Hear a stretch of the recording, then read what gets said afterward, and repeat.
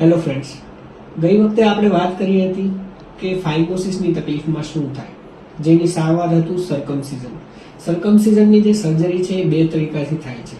એક કન્વેન્શનલ સર્કમસિઝન, બીજું stapler સર્કમસિઝન. Conventional એટલે કે જે આટલા વર્ષોથી ચાલી આવતી હતી એ પદ્ધતિમાં સર્કમસિઝન માટે થઈ અને સર્જન જાતે જ ચામડીને કાપે છે અને ત્યાર પછી એકબીજાની સાથે ટાંકા લઈ અને એ ચામડીને ત્યાં જોડી દે છે.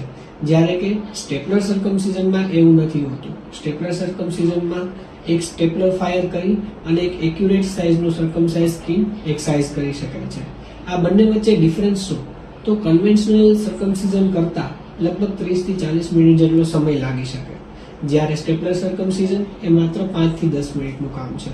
બીજું, જે આકાર અને એક્યુરેસી કન્વેન્શનલમાં આવે તેનાથી સ્ટેપલર સર્કમસિઝનમાં થોડી સારી આવે.